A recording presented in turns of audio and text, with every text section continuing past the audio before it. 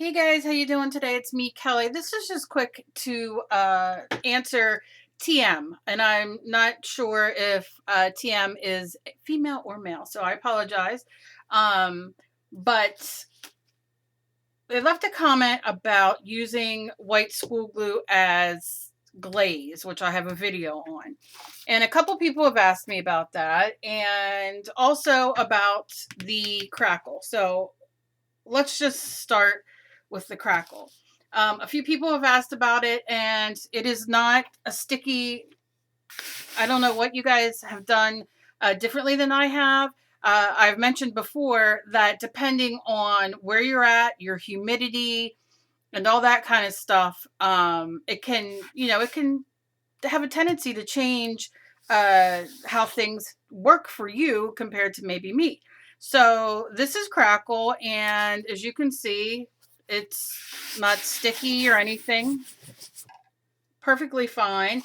It's on cardboard, so of course on canvas or wood or whatever, it would work just the same. You follow the same techniques. If you're using white school glue or Mod Podge, you paint your base color, let that completely dry, and then put on your, just one swipe. Don't go back and forth so much. It'll make very small ones and you won't get, the great texture. But put the white school glue on or the Mod Podge. Leave it. You don't want it dry. You don't want it necessarily tacky, but you want to leave it sit for like a minute. And then go on with your top color and it'll start to crackle. Just leave it dry. Now, as far as the glazing goes, I'm going to use just a piece of paper, and I'm going to take some of the Elmer's school glue. Yeah, I'm just going to squirt a little bit out like that. And what color do we want to use? Let's do a green. And this is just regular acrylic paint. I'm going to add a couple, I did like 3 drops in there. And then I'm going to take my water and give it a few squirts. Oh, my cat's coming in here like, who are you talking to? And I'm going to water it down. Now, of course, look, this is to play in your art journal and all that kind of stuff. You can do this with Mod Podge as well. Right now, this was about white school glue, so that's what I'm going to do. But Mod Podge works just as well. I'm going to make it a little bit thinner. But of course, you do it to what you want it to be.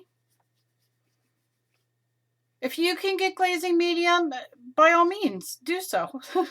This is to play in your art journal. And if you use Mod Podge, it'll be archival. I do not believe the Elmer's white school glue is. I know their glue sticks are. So what you do then is you will take it and you'll see it gives it like a nice glaze on it. And I'm going to go over one of these flowers to show you, like right here. So you see it makes it very transparent. And I'm going to do it on white paper as well. But you see, and you just get this really cool glaze. So it can go over anything that you have. So if I have a piece of paper,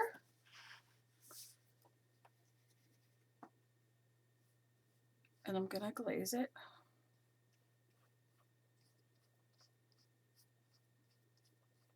Okay, and then I'm going to dry it with my heat gun, but you can use a hair dryer. You can go to your local Goodwill, Salvation Army. They have them for like $1, hair dryers, and get yourself one to use to dry, or leave it sit for a minute. It'll dry very quickly.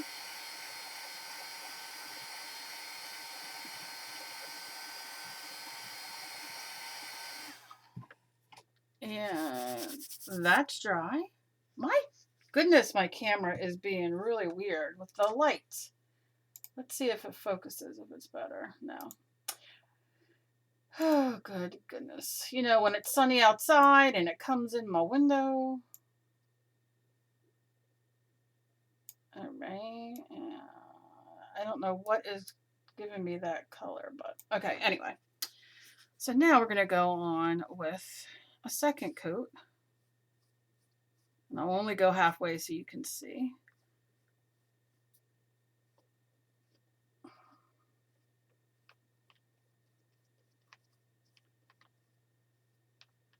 And you see how it's getting a little bit darker, but yet you can still see underneath, right? Building it up.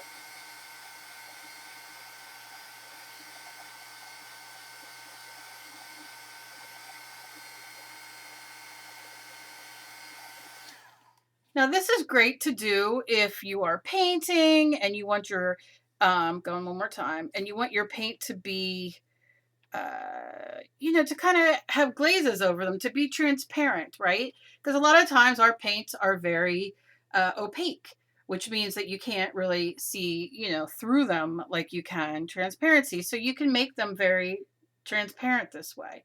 So that is 3 coats. I'm gonna, or 4, or close to 4 coats. I'm gonna dry it.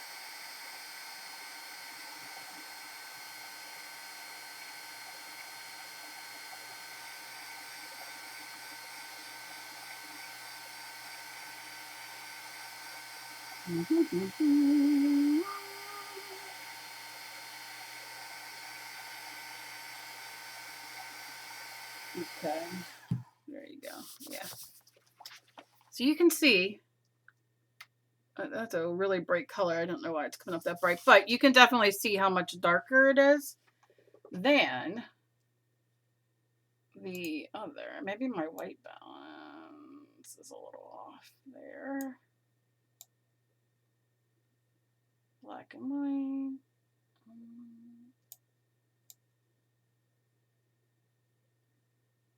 Just playing to see if I can get it a little closer, but it's really hard to see. But you can see. And they're dry. They're not sticky at all. Not at all. And you can see that here how light it is compared to the more you build it up. So, you know, it's a lot of fun, and you can really do all kinds of different colors to play around in your art journal. And, you know, yes, I would love to be able to go and buy all the art stuff out there, because there's wonderful things, but you can't always do that. So why not sit and play with what you have at home? And I know I'm playing with my camera trying to fix it. It's driving me bananas. Play with what you have at home, so you can get the same kind of effects. And then when you're able to go get a, you know, a more expensive medium or paint, and then you know, you kind of already know what to do with it. So pretty, I mean, it works great. I don't know what, like I said, it's not sticky or anything. So I don't know exactly what you're doing wrong. Maybe you're not letting it dry all the way. Technically, you know, you should probably let this dry 24 hours before, you know, it's supposedly completely dry, and then it has to cure. So, you know, it depends. It depends on what you have going on and all that kind of stuff. But I hope this helped a little bit. These are really 2 great techniques to play with and do in your art journal. And you can see here the same. It's dry. This one's a little bit. Now, let me tell you, this feels a little sticky because it's not dry all the way. Let's see when we dry it.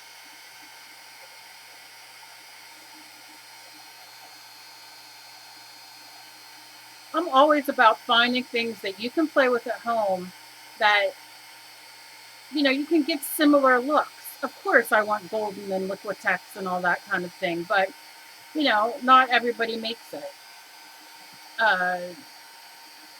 Or not makes it, not everybody's able to, I'm telling you, my brain is out of it today, to purchase it. Yeah, see, that's not sticky anymore. So maybe leave it dry, and then, you know, the next day feel it and see what you think, because this is perfectly fine. And I can go over it with another coat and make it darker, and, you know,